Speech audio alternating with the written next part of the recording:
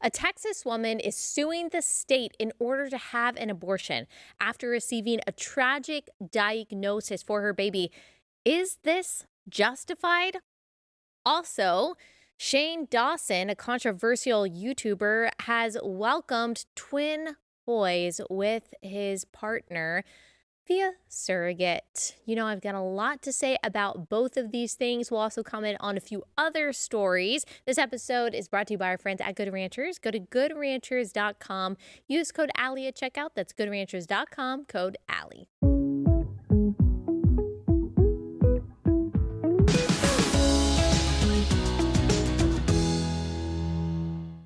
Hey y'all, welcome to Relatable. Happy Tuesday. Yes, it's Tuesday. Hope everyone's having a wonderful week.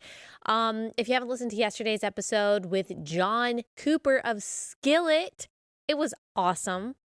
Those of you who did listen to it or watched it loved it. I got your feedback on that. So if you haven't done that, go ahead and listen to it. All right, we've got so much to cover today. This week is the last week that we are filming before Christmas. We've got some episodes that are coming out over the next few weeks.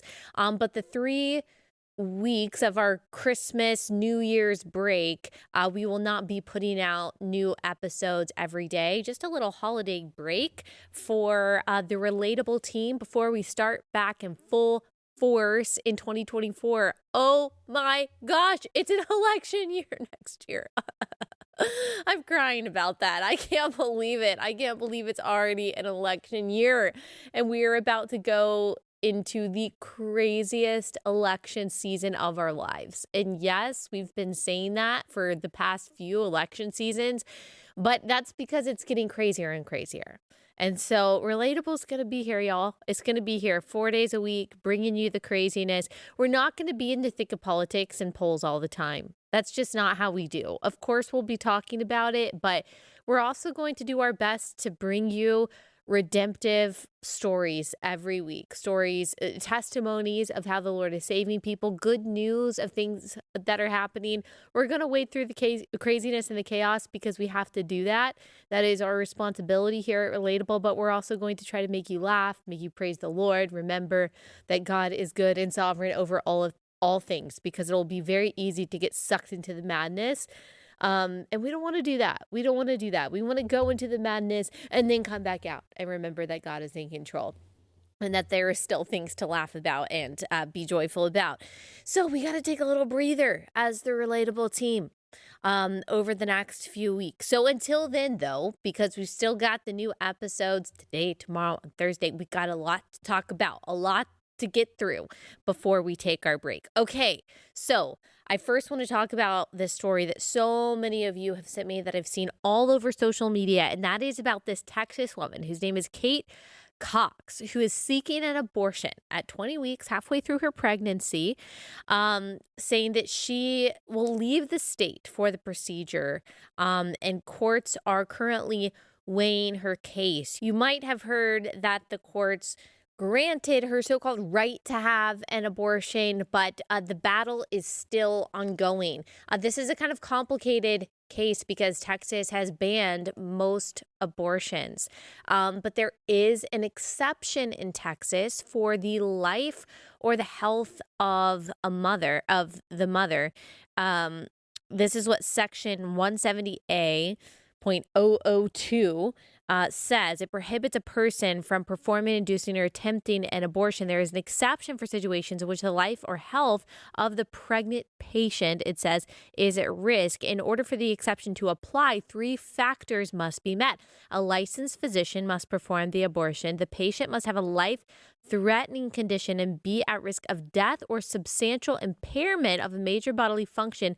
If the abortion is not performed, the physician must try to save the life of the fetus unless this would increase the risk of the pregnant patient's death or impairment. And so that's what the law says post Dobbs v. Jackson in the state of Texas. And so why is this woman, Kate Cox, suing the state in order to have an abortion, in Texas. Well, her child, her baby, was diagnosed with something called trisomy 18. Some people might pronounce it trisomy 18, a rare chromosomal disorder, which is usually, but not always, fatal. It's a disorder in which babies are born with 3 copies of the 18th chromosome instead of 2. So this is according to the NIH National Library of Medicine. 5 to 10% of children with this condition, which is typically screened prenatally, so in the womb, live past their first year and often have severe intellectual disability. Despite the well-known infant mortality, approximately 50% of babies with trisomy 18 live longer than 1 week outside of the womb. 5 to 10% of these children live beyond the first year. But the major causes of death when it comes to these children diagnosed with this condition include central apnea, cardiac failure due to cardiac malformations, respiratory insufficiency due to hyperventilation, aspiration or upper airway obstruction, and likely the combination of these and other factors. Upper airway obstruction is likely more common than previously realized and should be investigated when full care is opted by the family and medical team. So that's according to this finding. So there is a high mortality rate when it comes to these children. So obviously this diagnosis in the womb is devastating for a parent because your child, your wanted child that you were so excited about birthing, excited about raising, is either going to die pretty quickly after death or is going to have a severe disability if the diagnosis is correct. And so I can sympathize with this mother that she is devastated over this diagnosis. Of course, she had hopes and dreams for this child, and those hopes and dreams have come crashing down since she was told that her baby has trisomy 18. What I cannot sympathize with is her intent to get an abortion, her desire to abort her child at 20 weeks gestation and beyond, and that she is so passionate about being able to abort her child that she is actually suing the state of Texas, and she is being hoisted up as a hero, as a representation of all women, of bodily autonomy, in her pursuit to abort her child. Now, you might be wondering, on what grounds is she suing the state? If the state already has an exception for the health and the life of the mother, what justification is she and are her lawyers presenting to the state to say, hey, she should be able to abort her child? Well, I will tell you that, and then I will do my best to debunk their reasoning in just 1 second. Let me pause and tell you about our first sponsor for the day, and that is a fairly new sponsor that I'm so excited is now a part of the Relatable family, and that is We Heart Nutrition. They're a pro-life Christian family-run company that provides stellar supplements. And I've been taking their supplements, their postnatal vitamins, their DHA. I absolutely love them. They're really high quality. You can even tell just from the packaging that these supplements come in, how much this family cares about the quality of their product. This is the great thing about them too, is that 10% of every sale is given back to pregnancy care centers, which is awesome. Right now, they are raising $10,000 for Prestonwood Pregnancy Center in Texas. These pregnancy care centers, as you know, they're saving lives every day by offering resources to families in crisis. This company ensures that all of their ingredients are researched back. They're third-party tested to ensure purity. They are always made in the most bioavailable form, which means the body can actually absorb them. Unlike many other brands, it's all made in the USA. Also, there is a free swaddle offer. There's a free swaddle offer going right now. So the first 100 orders of any of the prenatal or postnatal bundles on their site will receive a free organic swaddle. It's super cute. They sent me one. I absolutely love it. So the first 100 orders of their prenatal or postnatal bundle will get that. Go to weheartnutrition.com. Use promo code Allie for 20% off. WeHeartNutrition.com, code Allie for 20% off. WeHeartNutrition.com, code Allie.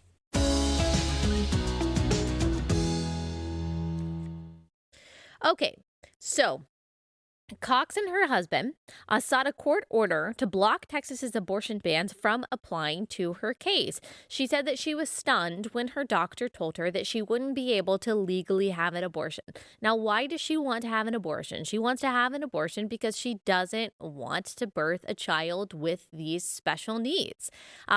Because she doesn't, I guess, want to go through the process of holding her child, of caring for her child, of seeing her child, of loving her child in those first few moments of that child's life. She instead wants to go through a procedure called a D&E, a dilation and extraction, where her cervix would be dilated and her child at this point in gestation is so big that she would actually have to be dismembered before she is removed from her mother's womb. And so a doctor would go in with forceps and would take apart the child's body, ripping the child's arms and legs from the torso, removing the head from the torso in order to be able to remove this child piecemeal from this mother's womb. This is the procedure that this mother is suing the state to be able to access. And so I know that we're told that we're supposed to have a bunch of sympathy for this. And again, I do have sympathy for anyone receiving a terrible diagnosis for their child. I do not have sympathy for the desire to dismember your child. I simply don't. Now, here's an interesting tidbit. Is that according to the Center for Reproductive Rights court documents, the Center for Reproductive Rights is the organization that is representing this Texas woman. She is arguing that she wants to be able to have an abortion for her health, even though the doctors have told her, hey, your life is not at risk here, and so you don't qualify under Texas law as someone who can legally receive an abortion. She is saying, well, but my health is actually at risk. And here's what she says, or here's what her lawyers at the Center for Reproductive Rights are arguing. Ms. Cox's physicians explained that some families with a trisomy 18 diagnosis choose to continue their pregnancies while others choose abortion. She was told that in her case, there was virtually no chance that their baby would survive to birth or long afterwards. So Ms. Cox asked about termination. By the way, doctors are very often wrong. Like, there is a limit to these diagnostic tests. They are not always right. Even if they are right, obviously it doesn't justify murdering an innocent image bearer of God, but very often they're wrong, by the way. But she was told her baby probably wouldn't survive at all. Ms. Cox was shocked when her physician told her that due to Texas's abortion bans, as long as her baby had a heartbeat, she would not be able to obtain an abortion in Texas. All they could do was continue to monitor the baby for cardiac activity. If the baby's heartbeat stopped, they could offer her a labor induction. But because of her prior C-sections, induction carries a serious risk of uterine rupture. It carries about a 2% risk. So I'll say that as someone who had a VBAC, a vaginal birth after cesarean, after 2 C-sections, I am pretty familiar with the risks. If you use Pitocin, which is what is used in a labor induction, the synthetic form of oxytocin, which is necessary for the uterus to contract, then you increase your risk of uterine rupture. You have that scar in your uterus, there's a chance of it opening up. It's about a 2% risk. So a 98% chance that will not happen, but there's a 2% risk that it will happen. I'm not saying that's not a risk at all. And by the way, uterine rupture is actually much more dangerous for the baby in the womb than it is for the mother. Again, I'm not saying it's nothing, but the risk is still very low. But they go on to say this: if the baby survived to term, Miss Cox could receive an induction or a C-section. But it was clear to Miss Cox, not her physicians, it was clear to Miss Cox that C-section was the safer option for her health because of the risk of uterine rupture with induction given her prior 2 C-sections. Yet, Miss Cox's physicians also explained that a C-section at full term would make subsequent pregnancies higher risk and make it less likely that she would be able to carry a 3rd child in the future. So let me break this down for you as someone who has had these conversations before, as someone who, again, had a VBAC, a vaginal birth after cesarean, after 2 C-sections. So she's had 2 C-sections. She is being told if you have a 3rd C-section with this child, if you bring this child to term, that is going to increase the risks of your future pregnancies. That risk is very low. Now, I understand wanting to avoid those risks. That's why I had a vaginal birth after 2 C-sections, because the more C-sections you have, you increase your risk of things like placenta accreta, where the placenta attaches to the scar tissue, which can be very dangerous. You just don't want to have a huge number of C-sections. But look, there are women that have 3 C-sections, 4 C-sections. My grandmother had 3 C-sections back in the 60s, and she was okay. There are women who have 8 C-sections. And so she is using a very negligible risk to justify her pursuit of an abortion. And so she's given a lot of options here. She's told by her physicians, look, if your baby dies tragically inside the womb, we can induce your labor. And she would be fully monitored. She would be monitored in that case. If there were any emergency situation, they would take care of her very quickly. And in that case, she would be able to birth her baby whole. Or they said, look, we can, if you don't want to go through the risk of having an induction, then we can give you a C-section. We can give you a C-section if your baby dies. We can give you a C-section if your baby survives to term. We can induce you if the baby survives to term. These are all options in order to keep her baby intact and to protect the life, to protect the body of her baby, so she'd be able to meet her baby and hold her baby, whether the baby was alive or not at the point of birth. But because of the very low, relatively, the very low risks that both induction bring and repeat C-section bring, she's saying no. She doesn't want to carry those very low risks to her own body, and so she wants to sacrifice her child's body on her behalf. That's the decision that she's making. Her doctors have given her all kinds of alternatives, and she said no because she is intent upon dismembering her baby's body. I don't have sympathy for that. I'm sorry, I don't. I don't have compassion for that. I don't have empathy for that. I don't have understanding of that. You have the options, several options on the table to be able to meet your child safely, to be able to hold your child, to see your child's face, whether they are born dead or alive, and you are choosing brutal murder. And you are so intent upon brutal murder that you are suing the state for it. And you're being hoisted up as some kind of media icon, some kind of champion of so-called reproductive rights. Look, there are women who receive these tragic diagnoses every day.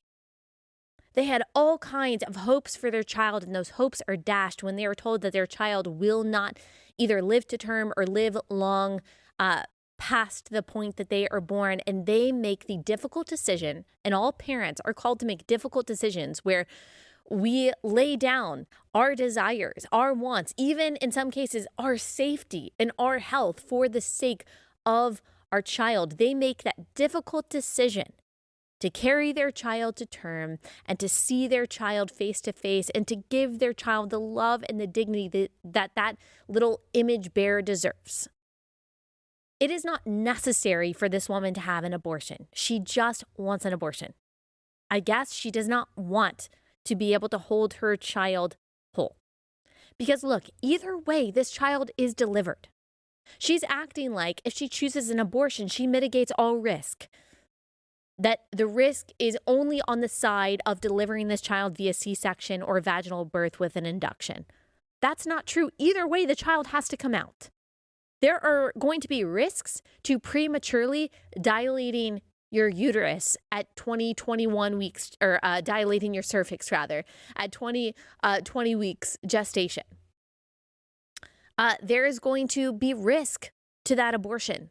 There is going to be a risk to dismembering that child with forceps and removing them from your uterus. There is going to be a risk to removing your placenta prematurely if you've got a scar on your uterus. Or even if you don't, there are risks to the abortion procedure. You just want an abortion. Just say that. It's not about your health. It's not about the well-being of your child. Either way, that child's got to come out.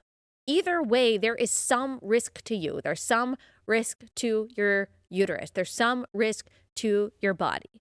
Either you can take that risk on and allow your child to honor your child's dignity, or you can take the risk of an abortion and not honor or dignify your child. Those are the two choices here.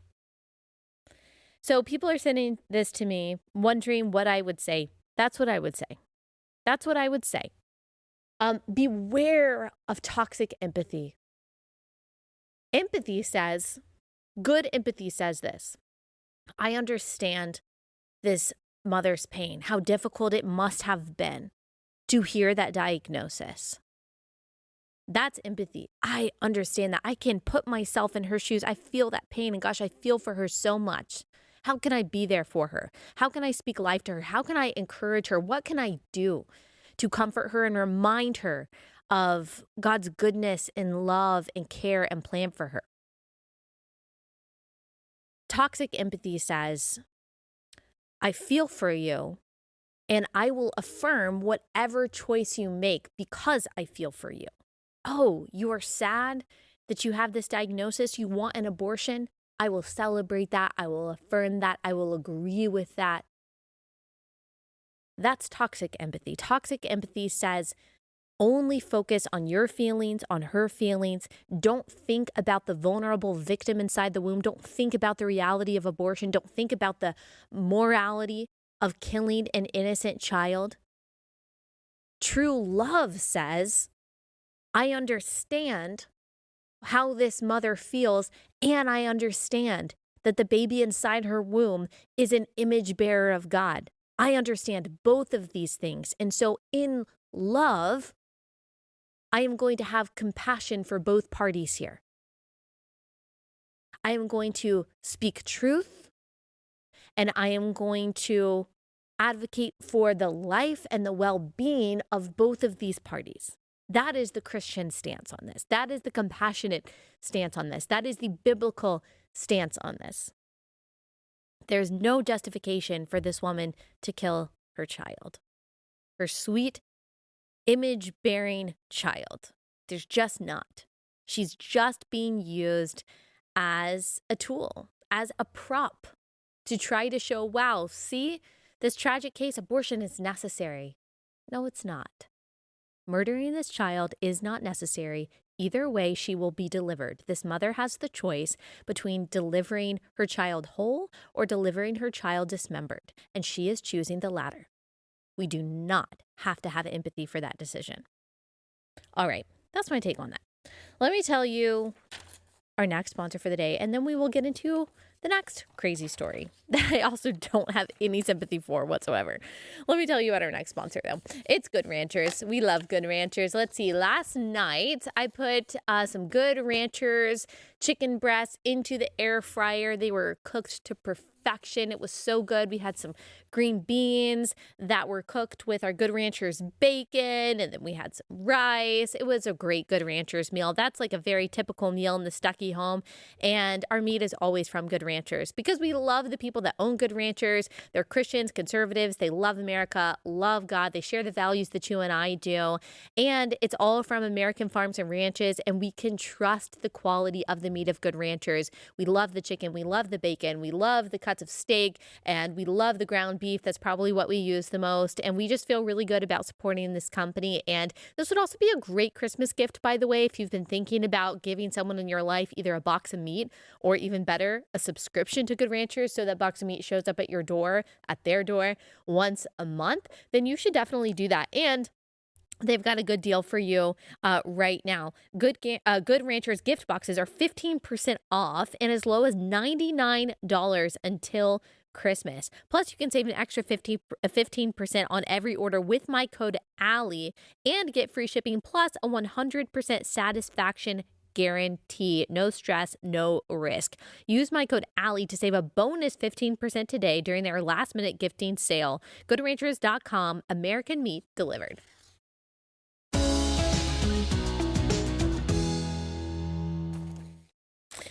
Okay, Let's talk about Shane Dawson. Must we? Yes, we must. So we've talked about him a few times. If you follow me on Instagram, you've probably seen some of my commentary or maybe some of my commentary on Twitter or X. I've really got to get used to saying X. You've probably seen some of the things that I've said about this because this story makes me very, very, very sad. So, YouTubers Shane Dawson and Ryland Adams, a gay couple, welcome twin boys via surrogate. So, let me back up a little bit and tell you about this couple. We've talked about them. I think we've done a couple episodes on them. We can link those episodes if you want to go listen to them. But they are Shane Dawson has been a YouTuber for a very long time. He's got a ton of followers, a really big platform, and he's been in hot water several times for things that he said. The most disturbing things that he said have had to do with pedophilia. He has joked about looking up child sex abuse material, what's typically referred to as child porn, and he said that he thought that it was sexy. He has talked about 11-year-old girls on social media that he's seen that he thought were sexually attractive. He has made jokes, so-called, about bestiality. So he's made a lot of very disturbing comments, and enough comments that are pedophilia related for anyone to wonder what is really going on. Just to ask the question of what's on the hard drives there. I think that's very reasonable to be curious about based on the things that Shane Dawson has said. And now he has bought his children.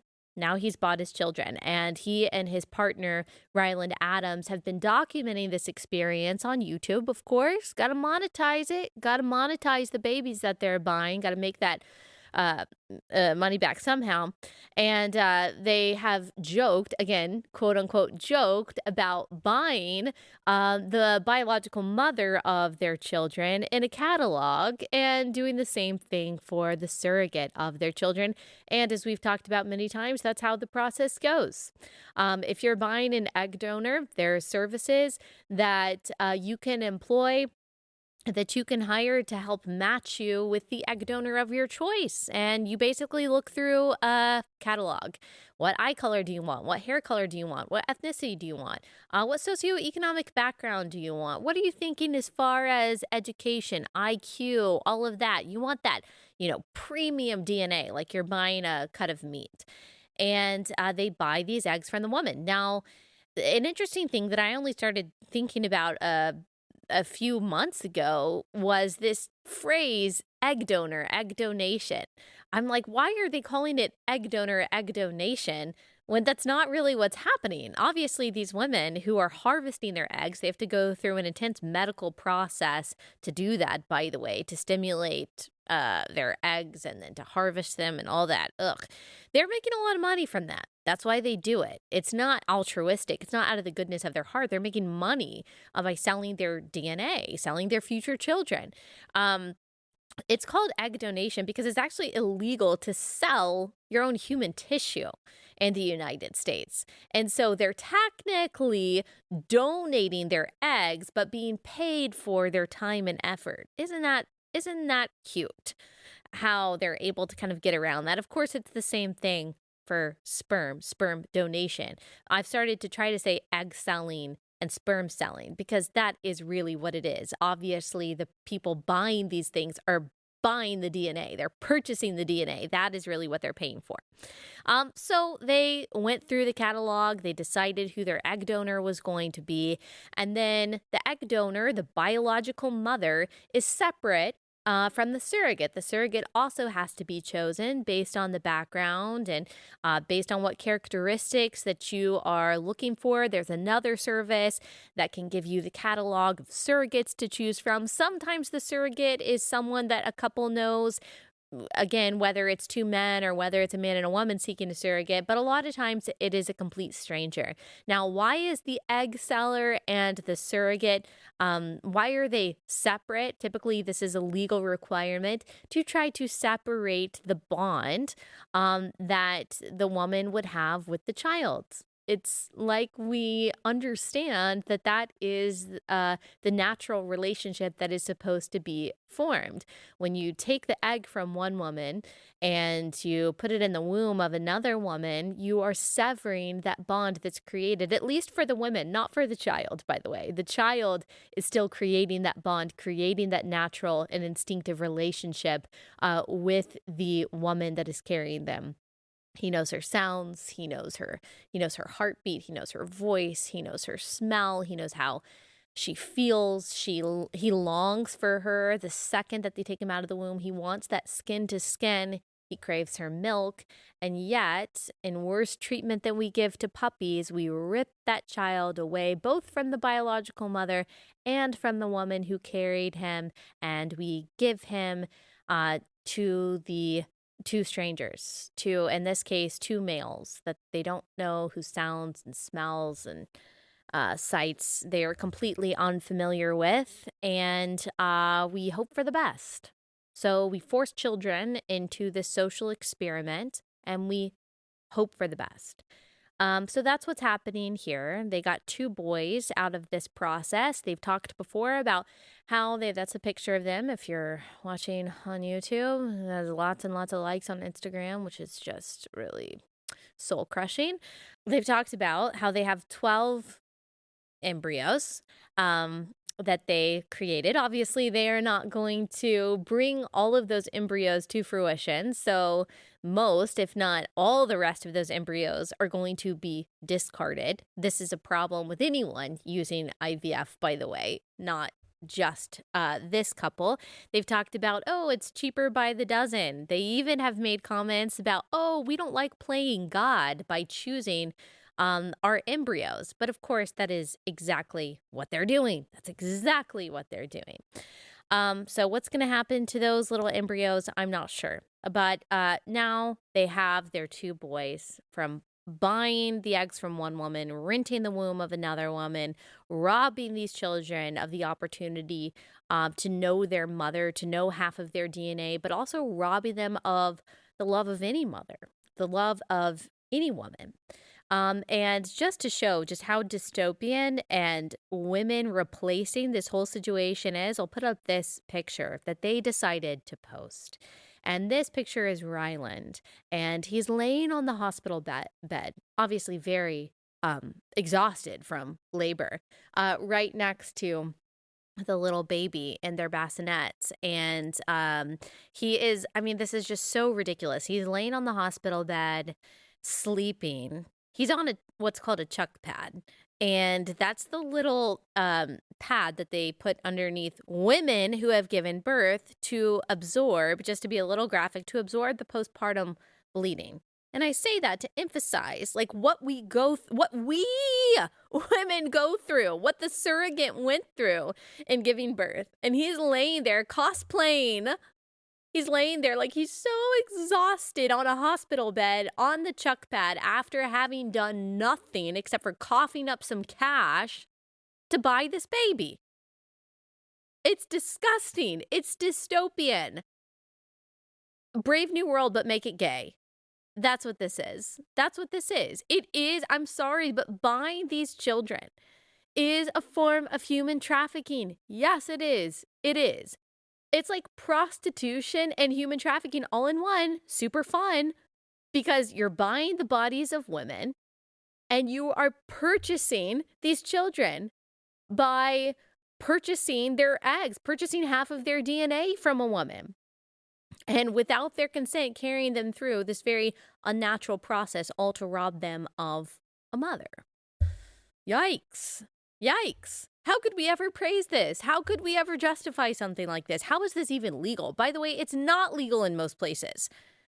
People think that I'm so extreme and so radical for saying this. Look, most of the world, even liberal countries like Canada and like European countries, are on my side when it comes to this. America is the wild, wild west when it comes to the reproductive industry. And the reason that it is so accessible is because it makes money. It makes a ton of money. And the medical industrial complex in the United States is second to none. There's a lot of great innovation that comes out of it, but there is a lot of sketchy stuff, whether you're looking at the destruction of bodies through gender ideology or whether you're looking at the reproductive technology that we allow, like without any mitigation or restriction whatsoever. And let me just say once again how this is different than adoption. This is different than adoption because adoption redeems a broken situation that already exists. And surrogacy / egg and sperm donation create a broken situation. In this case, you are creating the child with the intention of severing the natural bond between one of their biological parents and the natural bond between them and the woman who carried them. You are creating that brokenness. You are creating these embryos with the intention of bringing them into the world in a way that is going to inflict a primal wound upon them. With adoption, the child is already created. Maybe not in an ideal circumstance, but for whatever reason, the mom and dad cannot take care of that child. And so loving parents in an ideal adoption situation, loving parents come in and they give that child the home that they need. The process is entirely different. The adoptive parents are not picking the biological parent out of a catalog in order to find, the prettiest and brightest and richest mom. They are taking the child that needs help. Also, in adoption situations, like there's an extensive process. There is an extensive investigation of your background that is required to adopt a child. That is not the case when it comes to buying eggs and renting wombs. That is not the case when it comes to surrogacy. Trust me, Shane Dawson would not have passed a background check when it comes to this if it came to adoption. There's no such regulation. There are very few requirements. There are very few things that you have to prove when it comes to buying children in this way. So they're totally different. They're totally different ethically. They're totally different morally. It's redemption versus exploitation. That's what's going on here. And so I'm very concerned for these poor boys. We, of course, need to pray for them. These little boys of course, have just as much worth and value as anyone else. They are the innocent victims in this situation. And they are made in the image of God. They matter. I mean, we should pray for Shane and Ryland that they know Christ, that they are able to repent. But gosh, pray for these sweet boys. Pray for the children who are victims of forced fatherlessness and forced motherlessness, who are required to sacrifice their need for a mom and a dad because their parents wanted something. Sacrifice their own needs for their parents' wants. What do we always say? That children are always the unconsenting subjects of progressive social experiments. This is a progressive social experiment. Whether it's abortion, whether it's gender ideology, whether it's forced masking and lockdowns, children are always the primary unconsenting victims. The unconsenting parties in these progressive social experiments. Very, very sad. Thank you to those of you who have told me that your mind has changed or your thinking has been impacted by us talking about this so much. That really means a lot to me. And I am on this journey with you.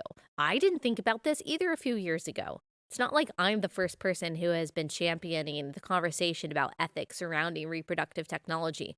Not at all. There was just a spark inside me a few years ago, and I decided, wow, this is not being talked about enough. We need to talk about these children too. If we care about life from the moment of conception onward, we need to care about these children too.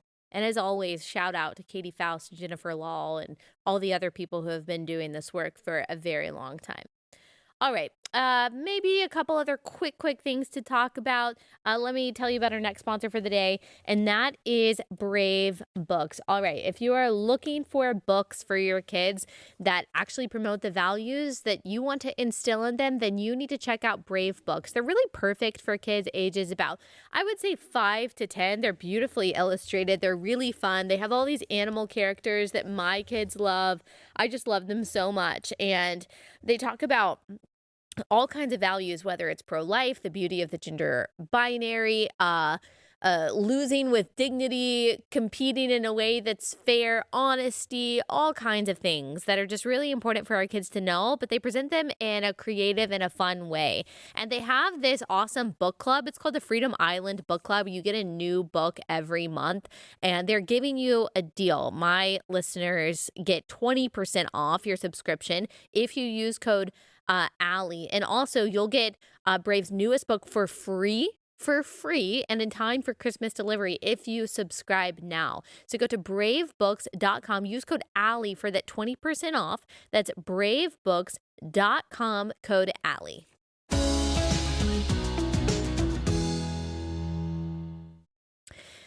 Okay, so I was going to talk about, maybe I'll just very briefly talk about this Claudine Gay thing, because I actually want to talk about this other story a little bit more that better ties into everything else that we've been talking about.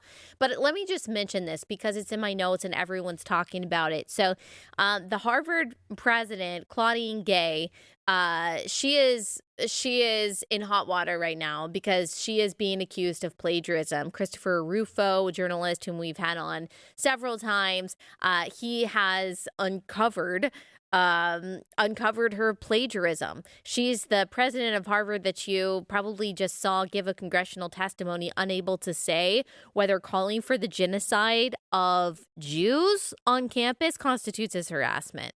This is what all of the major Ivy League presidents said who were in that congressional hearing, that they can't say whether or not that constitutes as harassment. Isn't that insane? It's insane. It's just because they're scared of the progressive activists on campus. They know the answer to this, but on the intersectional totem pole, somehow, Hamas is higher than Jews. It's insane. And so they wouldn't say whether that constitutes as harassment. A lot of people have been calling for the resignation of these presidents, including Claudine Gay. So she was already in the midst of controversy. Now she is in the midst of controversy, even more so because she plagiarized. She has plagiarized several things over the years. So this is what Christopher Rufo found. He said that I have obtained documentation demonstrating that Harvard president Claudine Gay plagiarized multiple sections of her PhD thesis, violating Harvard's policies on academic integrity. So he gives an example. She lifted an entire paragraph, nearly verbatim, from a paper by Lawrence Bobo and Franklin Gilliam, while passing it off as her own.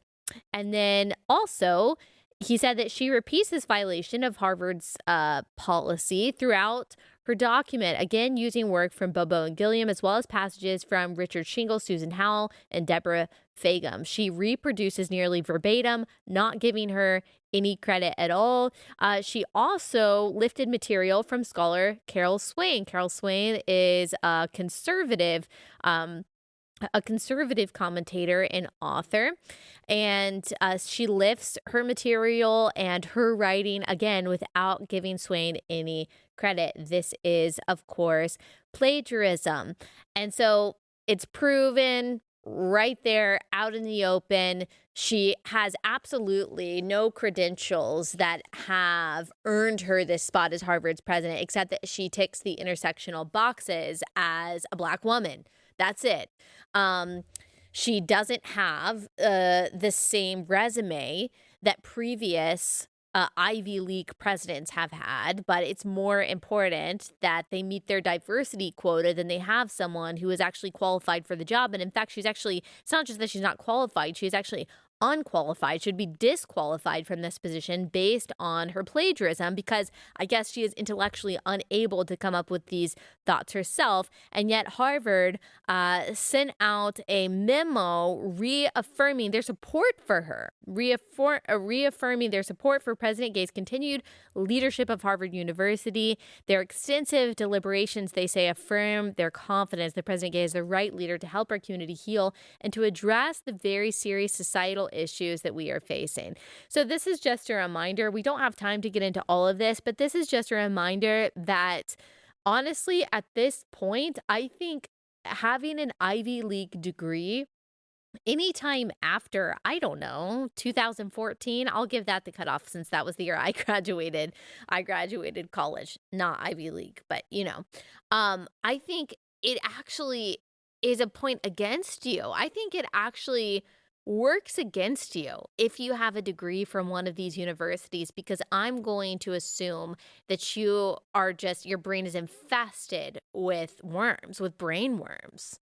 Like that you have a terrible worldview and that you might actually be stupid in some really, really important ways. Like you probably don't have a low IQ, but I am actually going to assume that you are unable to discern truth from a lie if you graduated from some of these universities.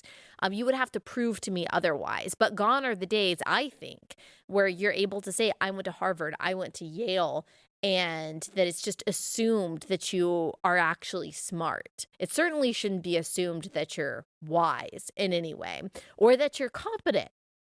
So that's what's happening, is that these presidents, and honestly, like the ridiculous diversity schemes of these universities are bringing the universities into disrepute. I think America is much better off if we regard these Ivy League universities as just centers for communism training rather than centers of serious intellectual debates and intellectual formation.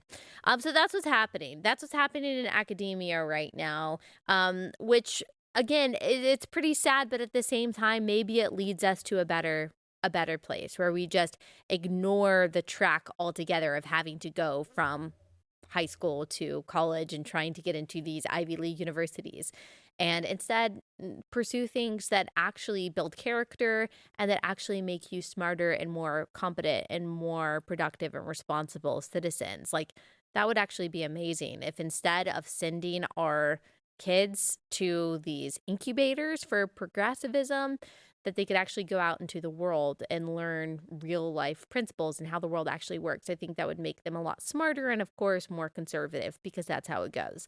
All right, enough depressing stuff. Let's take a little bit of a white pill, if you will. That means look at something that's positive, something that was surprisingly positive to me. And this is The Cut W, a rare W for The Cut, which is an online outlet that typically leans progressive, as most do. And here is the headline: "Don't let climate anxiety stop you from having kids." What? Don't let climate anxiety stop you from having kids. Game changer for me. I was so scared of global warming. I was going to stop it. I don't know, kid number 7. Now I'm going to keep going. And here's the subheading: "The battle to save the planet shouldn't be waged over the bodies of women." Agree. Antinatalism is a huge movement right now. A huge movement. In fact, like if you look at any popular video on Instagram, something that's gone viral, that's gotten a lot of traction, and it's about kids or about motherhood or anything like that. Like if you look at the comments are all, "This is so irresponsible. This is so terrible. I'm so glad I'm never having kids. This seems awful. I can't believe you have to go through this inconvenience. I can't believe that you have to wake up early. I can't believe that you have to stay up late. I can't believe that you have to like do blah, blah, blah, blah, blah." All of these selfish, vapid people commenting on someone's choice to have children. That is like the growing sentiment, and it's because we're told we need to be scared of climate change. It's because we are told that we need to be scared of the fall of democracy because of scary Christian nationalism fascism. It's because we're told the most important thing that you can do is love yourself and be happy and be comfortable and never inconvenience yourself. It's because we're told being a girl boss is more important and more fulfilling than having children. All kinds of reasons. I mean, fundamentally, it's godlessness. It is the created order, the natural order being inverted. That is where really the anti-natalist movement is coming from. It's coming from Satan, who hates children, and hates the family and hates marriage. That's where it's coming from. That's where these comments are coming from, whether they know it or not. And so imagine my shock when I see a headline like this from a generally progressive outlet.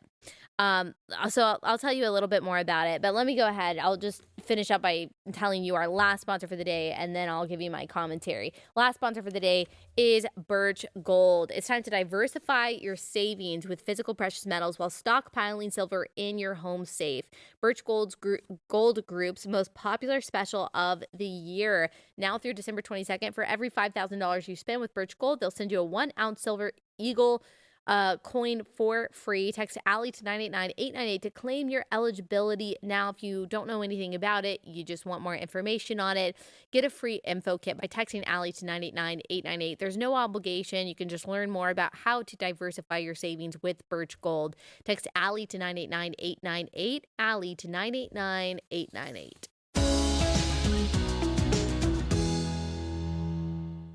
Okay, so here's what the article says. Anya Kamenetz, whose writing focuses on the climate crisis and how people are responding, says she had coffee with a friend in her early 30s who told her most people her age are resigned to never have kids because of the climate. And then she says, as a mother of two, I have to confess that when I read pieces arguing against having children for the sake of the planet or hear these arguments, it feels like a slap in the face. I wanted to ask my friend, where does the show of concern leave my kids? Not to mention your nieces and nephews and the hundreds of thousands of children being born into this potential hellscape every day. You plan to live out your life carefree, unbothered by what happens to the planet after 2060 because none of your DNA will be left on it? The author expresses frustration that the conversations that climate scientists and activists have are always about whether to have kids or arguing to not have them, and never around those who have already had them. The hard truth is that, parent or no, there is no shirking your responsibility to build a better future. Here's her response to those questioning whether to have children because of the climate. Having kids is both selfish and self-sacrificing, optimistic and fatalistic, because children belong to their parents and to all of us. No, my children don't belong to you at all. There is no future without them or for anyone at all. True? Realizing you can't guarantee your kids a safe and happy life is the hardest truth of becoming a parent. If you decide to have a child, you will see your love for that child is terrifyingly vast, big enough to hold the whole planet. True, girl. And if you decide not to have a child, I know your love for this fragile world will be no less great and no less painful. I can predict that this is Anya's path to being red-pilled. What she will realize, and I hope, and well, it seems like this doesn't include her, is that most climate activists are actually anti-human. Not just pro-planet, but anti-human. Why don't they address the people who already have kids? Because a lot of them, I'm not saying all of them, but a lot of them hate those kids. They see humans as people who drain our resources, as a problem, as a burden. And actually, they are okay with thinking of the planet being human-free, being free of civilization, free of people to suck resources. There's like this very romantic vision of us going back to some tribal time, this idea that Native Americans and all indigenous people, that they had this beautiful relationship with nature and with each other, and everything was peaceful and awesome until the mean white man came along and civilized everything, and capitalism is blamed, all that stuff. There is this mentality that if we just got rid of all this, if we just got rid of humans, then things would be better. That is what is driving the anti-natalist movement. And maybe Anya doesn't realize that, but that is the ideology that's underneath it. And I hope that things are beginning to become more clear for her. I hope that she is starting to open her eyes to what this movement is. People weren't buying it, by the way, in the comments. Some people are funny. Who wrote this? Big child. What they're trying to say is like big government, big corporations, big tech, big child, like some kind of entity that is pushing propaganda. So someone also said capitalism, scared by the idea of a dwindling workforce. A lot of people are accusing her of saying, oh, we just need kids because of capitalism. Someone else echoing that sentiment, forget about the planet. Who will work the mines if you don't have children? Someone said, is this propaganda? Someone else, respectfully shut up. Someone else, let's be honest, having kids is not this big selfless act that you do for the betterment of the world as many parents make it out to be. Parents are building a mini-me who will propagate their genetics, beliefs, and name into the world and future. It's inherently self-centered. Okay, you're right. You, person who spends your entire time consuming and thinking about yourself, you're the selfless one. I'm not saying that you have to have children to be compassionate and selfless and productive. But to say that being a parent is being selfish is just wrong. It's just wrong. It grows your compassion and your empathy and your understanding and your love. And yes, your stake in the future so much. It helps you care about the planet. Not in the same way that climate activists do, but it helps you care about the future. Because you have a stake in it. Because this person, these people that you love more than anything else in the whole universe are going to be there. So you care much more than you do if all you can think about is your own life and your own comfort and your own well-being. So good job, the cuts. Keep going this direction. Become a pro-natalist activist. That's what we should be. But also caring about how these children are conceived and the ethics surrounding that and reproduction. Pro-life, when it comes to children, unborn children, encompasses more than abortion. I don't mean that in the progressive sense that it's got to cover immigration and justice issues and all of this, but it is all about the dignity of children, of unborn children. And we have to care about that and be thoughtful about that. All right. That's all I've got for today. We will be back here tomorrow with much more.